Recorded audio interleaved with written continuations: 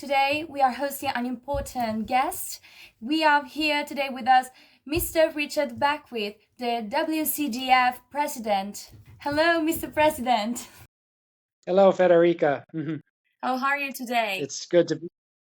Yeah, I'm doing just fine. It's good to be here with you. I wanted to ask you some questions. The first one about your role in the checkers world. Okay. Mr. Beckwith, you have Okay. long been a prominent figure in the international checkers community. Could you briefly share with us the nature of your current role and the contribution you continue to make to the promotion and governance of the game of checkers worldwide? Well, I've been in the checkers community pretty much most of my life. So I started with the American Checker Federation. I was, player representative and then treasurer, which I'm still a treasurer today. And I run an ACF store which sells checker items. But then, more importantly, I think with the WCDF, I became president in 2012. So I kind of been there a long time. I didn't think I'd be in president this long, but that's kind of what happens. So, but anyway, so what WCDF does is we oversee world title matches, and also in order to determine who plays for these world title matches, we had this annual world qualifier tournament to determine who plays for the world title matches. So that's why WCDF developed, and over time things have evolved a little bit. We now have women's world championships held in a tournament format at this world qualifier, as well as youth world championships. So I oversee those activities. We have an annual general assembly every year, usually at this world qualifier, ladies and youth world championship. And there's a few other things I do. We now have like a World Cup series, like a point system. Then I manage that as well. That was proposed from the Ukrainian Federation, so I help with that, and I write many invitation letters for people across the globe every year to help bring them to these events. And I'm trying to foster relationships with people from various countries, whether it's in Africa or Pakistan and so forth, because we do have a lot of great people who contribute to the game. It's not just me. It's Carlo Bordini and Alex Moiseev. We have Iqbal Ahmed in Pakistan, who just runs online tournaments every week, and so I'm trying to keep him active in checkers because it's for the good of the game. So it's just kind of building relationships with different countries, and then hoping to see nice turnouts at our world qualifiers, and then that leads to a selected champion for the next world title match. Thank you so much. So it's pretty good because checkers connect the world.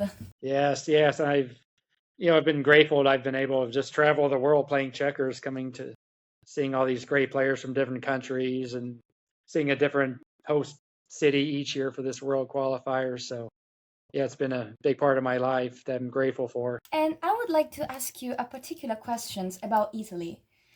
What is your view on Italy's recent rise to the top of the international checkers scene? And how do you assess the contributions of its leading players and institutions? Yeah, because when I started with checkers, it was basically USA and England and Ireland. That was kind of about it. And then so it's been, I think a great blessing to have other countries get involved. And Italy has certainly led the way in that.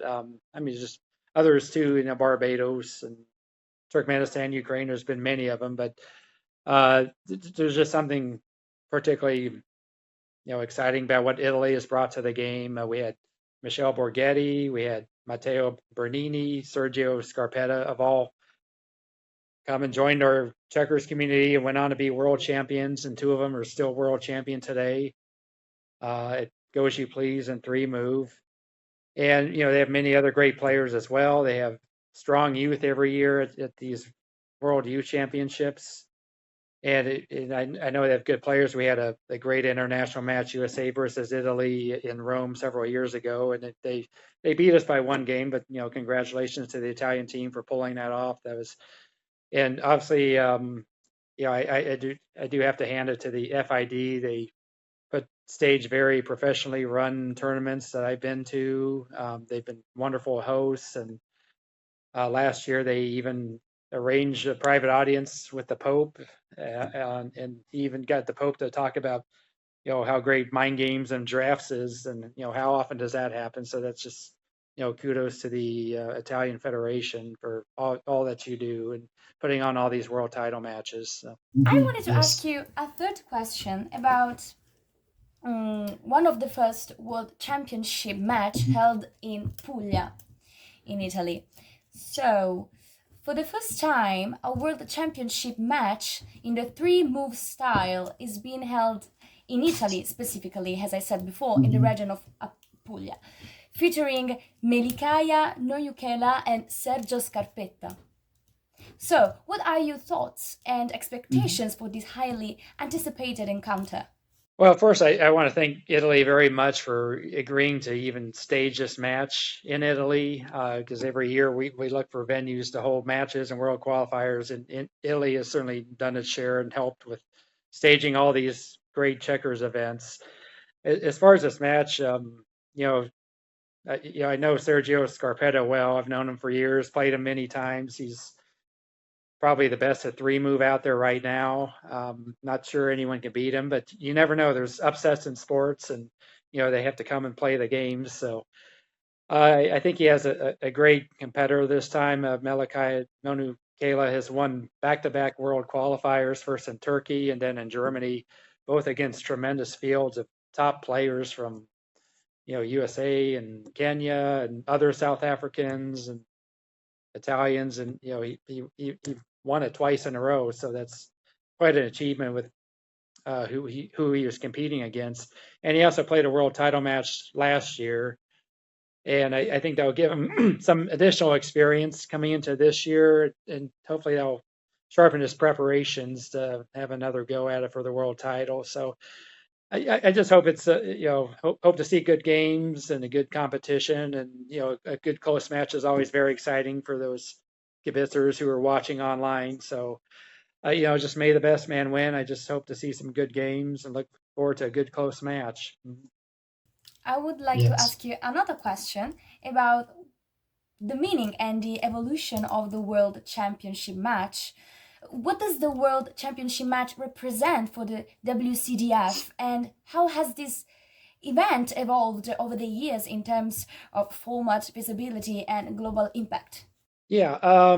So the reason why WCDF formed is originally we just had a lot of world title matches. This is kind of an agreement between USA and England or Ireland. And then in 2004, as I mentioned earlier, we started seeing other countries get involved. There's, Barbados and then some other European countries, Italy, and so forth. So they formed WCDF to have these annual world qualifiers to determine just to have a more professional system for selecting the next world challenger. So the world qualifier tournament started in 2004 in Barbados, and I played in some of these early world qualifiers. They're typically very small tournaments in a hotel. It could have been Las Vegas. We had some in Barbados, some in England. There wasn't any live stream back then, and I think the world title matches typically weren't live streamed. I think we just, so you only heard about them after the fact. There wasn't even, maybe not a lot of internet coverage back then, so maybe some daily updates at the end of the day. And we did have two very significant world qualifiers in 2008 and 2012 in partnership with FMJD. We had the World Mind Sports Games that were like demonstration Olympic events for mind games. So in 2008, we played at the Beijing Olympic Village along with bridge and chess and Go and Chinese chess, and did something similar in 2012. So those were special years. But over time, our world qualifiers have evolved. We have the women playing their world championship side by side. We have the youth playing their world championship side by side with the men while they're selecting their world champion. And in just the last two world qualifiers, they were just tremendous with the amount of talent we had there. We played in Turkey in 2013, and that's when we started getting this wave of South Africans and Kenyans, along with all the USA, British, Italian, Ukrainian, players, Germany and just Czech Republic, just several countries. So it's been just a wonderful mix of countries that have been represented. And then we had a similar event last year in 2024, and of course we're seeing boards getting live streamed both in the world qualifiers and the world title matches. So that's certainly been a great development so that people can watch the games in progress. So hope to continue in that direction. I just look forward to the live streaming to come these next 2 weeks. So I think that this evolution was pretty much important for this cultural mixture that Czech has brought into the world. Yes. It's so fascinating. Thank you so much. I would like to ask you the last questions of this interview about looking ahead. So what's next for the international checkers after this World Championship match? What are the next major international events scheduled for the checkers community in the coming years? Well, we're going to have a very busy June. So we have a world title match starting in just a couple of days. But later this month, we have in Vidor, Texas, we're going to have an international checkers festival. It's going to start with the first ever match involving South Africa playing USA. So they'll play in Texas, 6-man teams. And so again, first of its kind, just like Italy, USA had their first match a few years back. So we're just trying to get some different countries involved. I mean, it does take a lot of money to put on these matches, and that has some consideration with size of the teams and the travel. And there's a lot that goes into the planning. But so after that international match, there'll be a blitz tournament because we're doing more blitz now at some of these events. We have U.S. national and then a world qualifier at the 11-man ballot style, which we don't see very often. So that will determine a challenger to play Alex Moiseev because he's still world champion at 11-man ballot. So just 4 events coming up later this month, extending into July. Now, every year we have another world qualifier, another world title match. We have to decide those at the end of the year. So I'm not sure where we're going to be in 2026, but we'll call for bids for those events and hope to keep those continuing. And it's possible we may see some kind of another USA versus the world international match next year.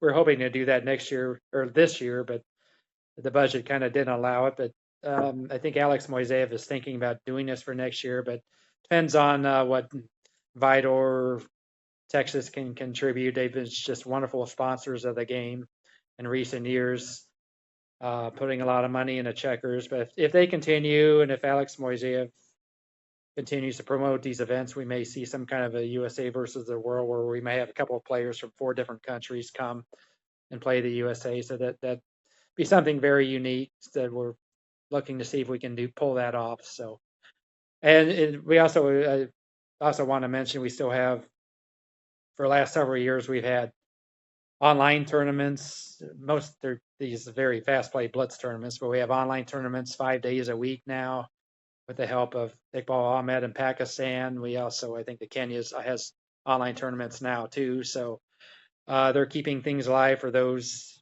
who can't travel and just want to meet online and play.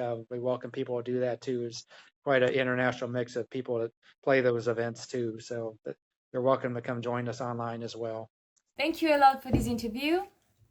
It was very helpful and you were super kind, and I'm so grateful to have had this opportunity to interview you. Well, I thank you too for reaching out, and I actually don't get interviewed very often, so I appreciate the offer and the time together, and I appreciate everything Italy is doing to stage this world title match. I just wish you a great match. I hope everything goes well, and again, appreciate all your efforts at just getting publicity and getting the match organized, and I wish you well with it.